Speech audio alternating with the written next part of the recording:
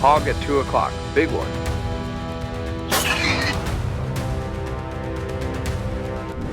Every night in America, more than 6 million wild hogs roam free. Together, they cause over $2 billion in damage each year, a financial blow greater than most natural disasters. I don't want feral swine in this state. A single herd can wipe out an entire field in hours, leaving behind a wasteland of torn soil, broken fences, and shattered livelihoods. And they don't stop. They breed twice a year, 6 to 12 piglets at a time, multiplying faster than any farmer can defend against. Here's what most people never see. These animals are cunning. They learn from every shot, every trap, every failed attempt to stop them. That's why for 3 days and 3 nights without sleep, we joined the largest campaign ever mounted in our community. Hunters on foot, dogs in pursuit, drones in the air, even helicopters overhead. This isn't hunt, it's survival, a fight for the land itself.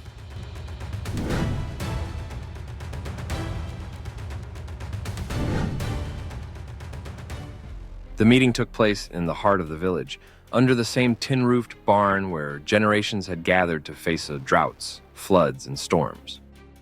But this time, the threat wasn't the weather. It was alive and multiplying. Word had spread fast. A massive sounder of wild hogs, numbering in the hundreds, had been spotted near the valley. If left unchecked, they would rip through the cornfields in a matter of nights. So the farmers did what their fathers and grandfathers had done before them. They organized. But unlike past generations, they had technology, weapons, and a strategy born from years of lessons, both painful and costly. I was asked to lead as overall coordinator, not because I was the best shot, but because I knew how to bring together men of different experience and temper. Each team had its own leader, each with strengths forged in the field. Uncle David, the trapper turned night hunter. Calm, steady, patient. He would command the thermal night team. His reputation was clear. If anyone could bring hogs into range under cover of darkness, it was him. Tom, the pilot. He had spent years in the air, crop dusting fields, then turned his skill to hog control. With his Robinson R-44 helicopter, he gave us eyes in the sky and firepower from above. Adam, the woodsman, leader of the day team, with a pack of dogs and the sharp eye of a man who could read every trail. For him, the forest was an open book, and hogs could not turn a page without leaving a mark. And myself, the narrator of the story, tasked with keeping all pieces moving, ensuring that no herd could slip through the cracks. We laid out the battle plan. Adam's team with dogs and drones would strike first during daylight, driving hogs from the orchards and tracking them through the underbrush. Tom's helicopter unit would take the second push, sweeping across the plains, cutting down groups before they reached the tree line. And when the sun dropped, Uncle David's night hunters would move in, using thermal scopes to finish what the day could not. 3 days, 3 nights, one campaign. But we also knew the risks. Hogs are no ordinary adversary. They are cunning. They circle back, feign retreat, even sacrifice juveniles to protect a sow.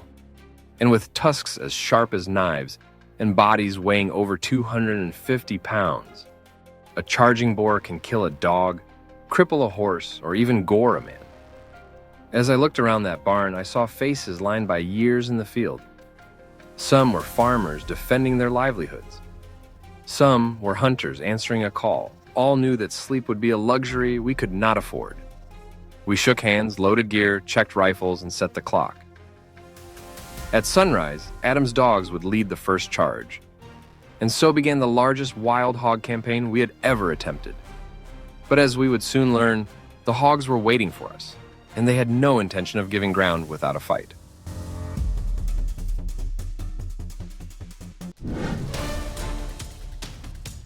The morning mist was still heavy when the drone picked up movement. 15 hogs scattered near the orchard, rooting deep into the soil. Adam raised his hand. Dogs were released. The silence broke instantly. Barking tore through the orchard as the pack charged into the thickets. A sow burst into the open, running low and fast. One rifle cracked. She stumbled, then collapsed just short of the tree line. Before the smoke cleared, another shadow lunged from cover. This one was a boar, massive, close to 300 pounds. He came straight at the line, tusks gleaming. The hounds scattered. 2 hunters fired in unison. The boar spun, skidded in the dirt, and fell with a thud that shook the ground. The herd scattered in chaos. 3 juveniles tried to slip left through the rows of trees. The dogs cut them off, snapping and circling until rifles dropped each one in turn. 2 more broke right, aiming for open ground. Both were taken down before they cleared the slope. Gunfire echoed across the valley. Every few minutes, another hog appeared, desperate to break the line. One black shape darted from the brush, so close it nearly bowled a hunter over. He fired point blank. The hog fell just feet away, the shot ringing in everyone's ears. The drone buzzed above, guiding the men towards stragglers. On the far edge of the orchard, 4 hogs clustered together, trying to hold ground under the trees. The hunters closed in, dogs snapping at their flanks. A volley of shots rang out. When the dust cleared, all 4 lay still among the roots. That should have been the end, but the orchard was alive with movement. Another giant appeared, charging through the rows as if to tear through the line. The hounds bayed furiously, holding it just long enough. A single rifle cracked. The beast dropped mid-stride, rolling hard into the dirt. By the time the sun broke through, the tally had climbed to 15 hogs. 5 were giants, each one weighing over 250 pounds. Their tusks long and sharp, their bodies thick with muscle. 10 more lay scattered through the orchard rows, smaller but just as destructive. For the men, it was a hard-won fight. Sweat, dust, rifles reloaded again and again. For the dogs, it was a battle of endurance, each chase pressing deeper into the thickets, each squeal echoing louder than the last. The morning's hunt had been fierce, but as the drone circled higher, its thermal lens showed more shapes far beyond the orchard, slipping deeper into the valley, untouched. The bulk of the herd was still out there. Adam stood over one of the fallen giants, his voice low. "These aren't the herd. These are only the first." The men reloaded, dogs panting hard, dust still thick in the air. 15 hogs had fallen, but it was clear the real fight had yet to come. When darkness came, Uncle David's team would face the heart of the herd.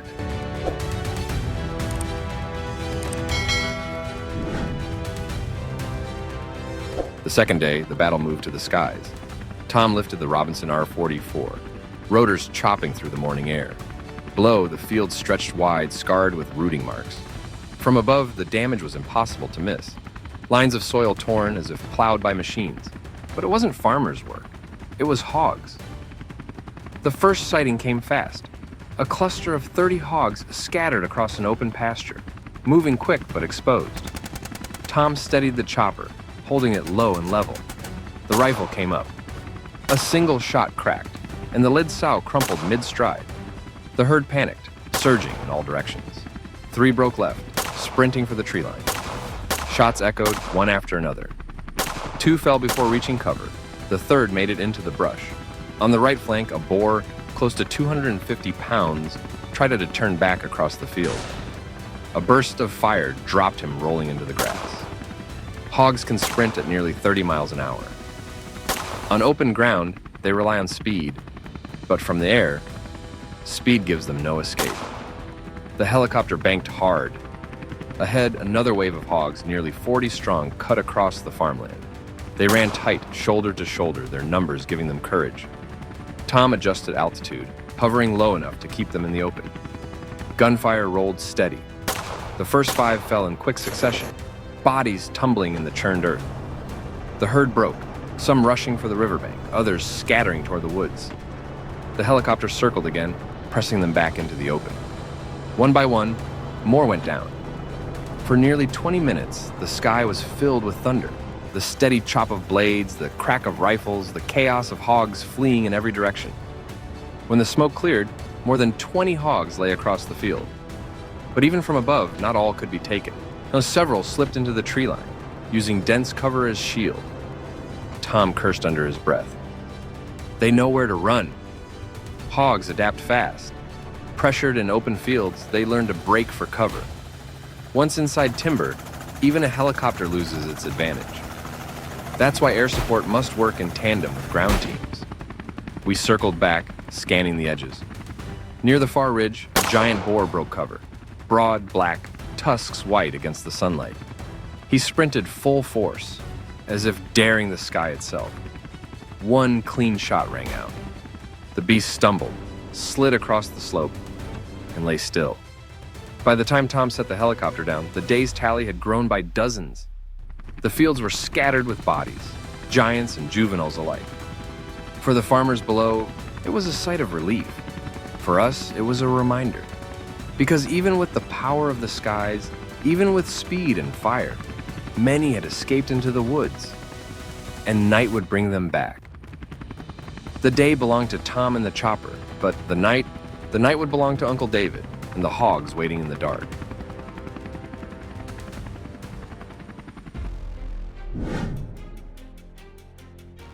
When the sun dropped behind the ridge, silence settled over the valley.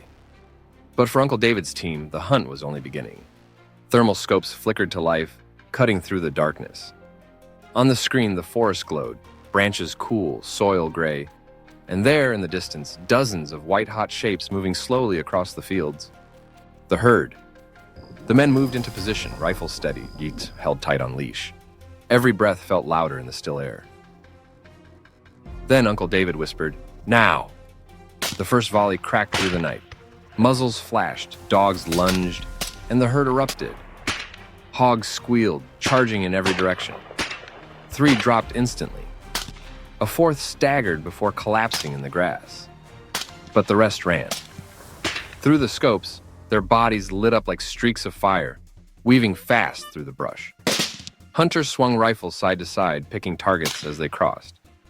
One fell at the tree line, another tumbled down the slope. At night, hogs rely almost entirely on smell and sound. Their eyesight is weak, which makes thermal optics the most effective weapon against them. The chase carried into the low ground near the marsh. Mud splashed, dogs barked, gunfire echoed back from the ridges. A giant boar burst from the reeds, charging headlong at a handler. In that instant, another hunter fired from 10 yards. The boar spun, crashed into the water, and lay still. "Keep moving," David shouted. The team pressed hard, their scopes scanning constantly. More white shapes appeared on the ridge above, at least 20, clustered together. The hunters took aim, waited for the line to form, then fired in unison. The volley lit the night sky. 6 hogs fell in seconds, their bodies tumbling down the slope, crashing into brush. But the chaos cut both ways. In the confusion, a group of juveniles slipped past the flank. Dogs broke loose, chasing them through the tall grass. The hunters followed, sprinting to keep up. Shots rang out in bursts, one after another, until the cries faded into silence. By midnight, the field was littered with bodies. Dozens had fallen. Big boars, heavy sows, and countless smaller hogs. The men reloaded, sweat cutting lines through the dust on their faces. A single sow can produce 2 litters a year, 6 to 12 piglets each time. That's why high numbers must be taken in every hunt, anything less, and the herd will rebound within months. As the night deepened, the herd grew more desperate. A cluster of 10 broke for the far ridge, running tight together. David raised his scope, tracked the lead hog, and fired. One fell, then another and another. The rest scattered into the trees. For 5 hours, the forest roared, gunfire. Squeals, dogs baying, men shouting. Then, at last, silence returned. When the team regrouped, more than 30 hogs lay across the fields and ridges. It was a victory, hard-earned in darkness. But David's words cut through the relief. This was only one pocket. They're still out there. The men looked toward the tree line, where the drone still traced faint shapes slipping deeper into cover. The night had been ours, but the war was far from finished. We had taken dozens under the cover of night. But the herd was vast, and on the second night, the fight would shift to the deep forest, where the giants ruled. If you enjoyed this video, comment 1 below. If not, comment 0.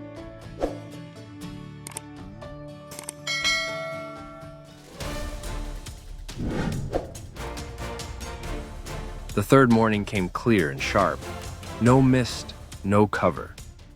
Perfect hunting light. The drone went up first. Within minutes, the feed showed them. A mass of white shapes moving near the forest edge, at least 40 hogs. This was the last group. Adam loosed the hounds. The forest erupted. A wave of hogs burst from cover, hooves pounding, tusks flashing. The first shots cracked. 2 dropped instantly, rolling into the dirt. The rest split in panic, half for the creek, half pushing deeper into the woods. "Left flank!"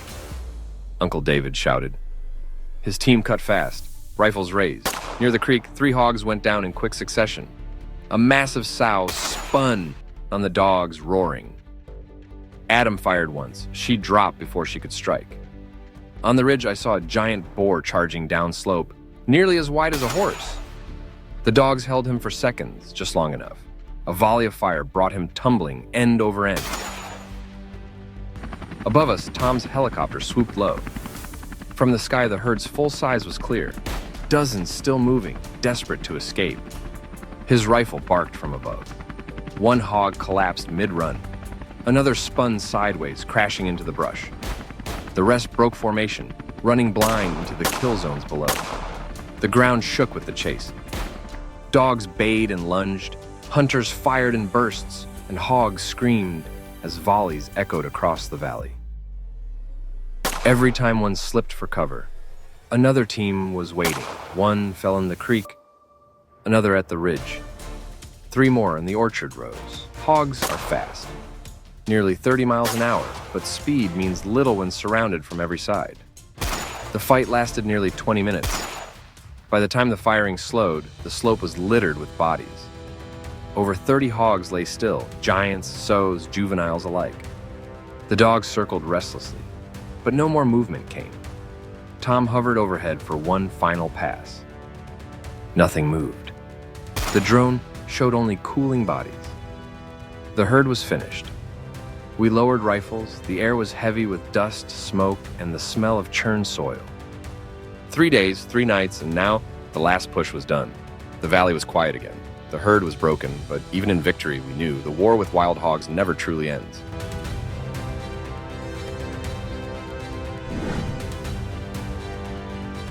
"3 days, 3 nights. Over 200 hogs removed from the valley. 15 fell on the first morning, dozens more under Tom's helicopter, and the final 30 in the last furious pursuit. The ground was scarred, but the fields were safe again. For the first time in weeks, farmers stood tall, relief plain on their faces. Wild hogs cost the U.S. more than $2.5 billion a year. Left unchecked, their population doubles within 5 years. Every hunt is more than sport, it's survival. This campaign proved 1 lesson. No single method is enough. Drones spotted them. Dogs flushed them. The helicopter broke their lines. At night, thermal scopes turn the dark to our advantage. Alone, each tool falters. Together they work. We had made mistakes, lost chances at the orchard, hesitations in the timber, but each became a lesson. Patience, timing, and unity had carried us through. As the sun set on the 3rd day, the valley was silent. No squeals in the night, no fresh rooting in the fields. For the farmers, it meant more than victory. It meant peace, at least for a time. This battle was won, but with hogs multiplying so fast, the war for America's farmland is far from over.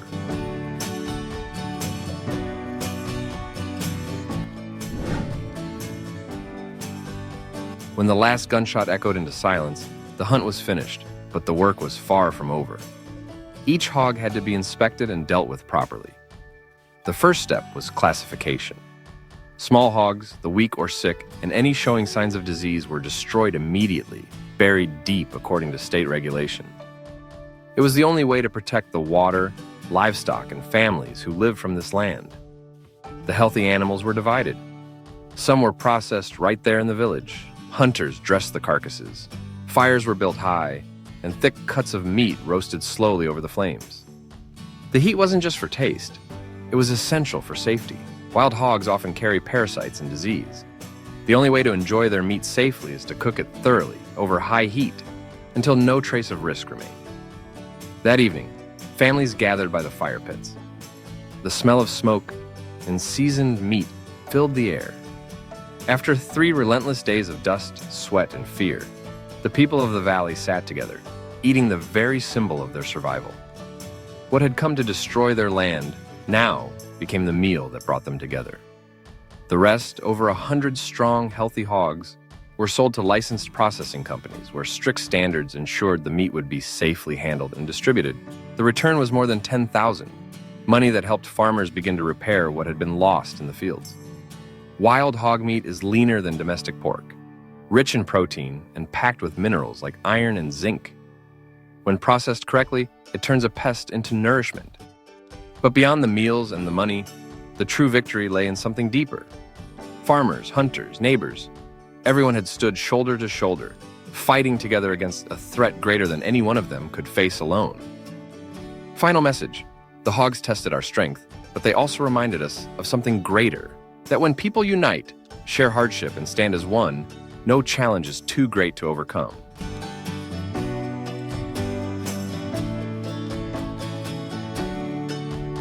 The campaign ended with more than 200 hogs removed. The land was safer, the fields could recover, and families could finally rest. But what mattered most wasn't just the numbers, it was how people came together. Farmers, hunters, neighbors, each brought their part. Dogs on the ground, drones in the air, rifles steady, and the helicopter overhead. Alone, none of it would have been enough. But together it worked. That unity turned fear into strength, and strength into victory.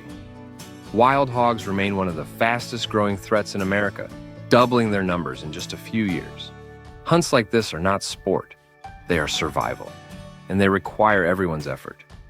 Looking back, the hardest fights gave us the clearest lesson. When people stand side by side, even the toughest battles can be won. Final message: against wild hogs, or any challenge, our greatest weapon is unity.